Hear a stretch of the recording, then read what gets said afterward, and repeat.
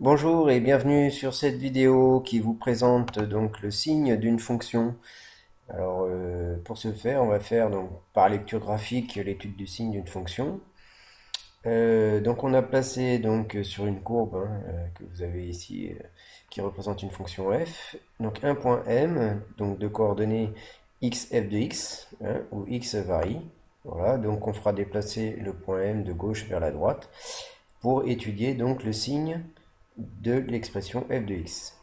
Voilà. Alors, je reviens au départ. Ici, donc, on voit que l'ordonnée du point M est négative. Voilà. Et donc, pour ce x qui vaut donc moins 1,3, l'ordonnée est négative. On fait varier x, on s'aperçoit que l'ordonnée reste négative. Voilà, jusqu'à ce point où l'ordonnée vaut 0. Ensuite, donc l'ordonnée devient positive et reste positive. Il y a encore un point particulier, en ce point où x égale 2, où l'ordonnée vaut aussi 0. Et ensuite, l'ordonnée est encore positive. Lorsqu'on décrit donc, la courbe avec ce point M, on peut déterminer donc le signe de f de x en fonction de x. Pour bien comprendre ce qui se passe, on peut donner deux demi-plans, donc un demi-plan où l'ordonnée est positive, donc tous les points situés au-dessus de l'axe des abscisses ont des ordonnées positives, et tous les points situés en dessous de l'axe des abscisses ont des ordonnées négatives. Donc on regarde là la partie de la courbe située sous l'axe des abscisses ou au-dessus de l'axe des abscisses, suivant qu'on cherche le signe de f de x positif ou négatif. On s'est aperçu que f de x était négatif lorsque x varie de, alors a priori, moins l'infini jusqu'à moins 1.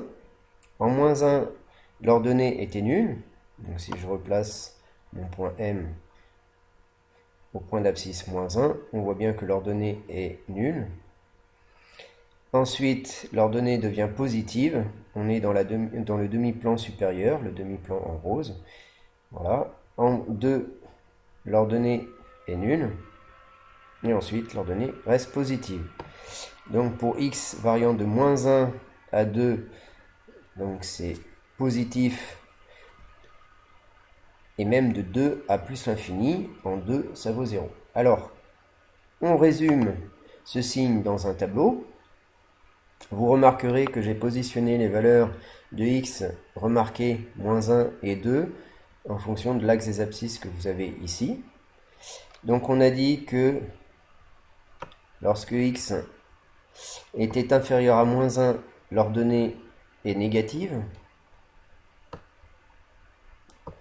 Ensuite, lorsque x vaut moins 1, l'ordonnée associée au point M est nulle.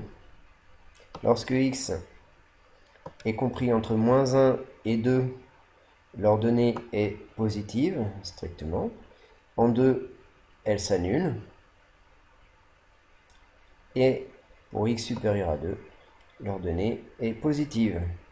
Voilà comment on lit donc le signe d'une expression et comment on le résume dans un tableau. À bientôt!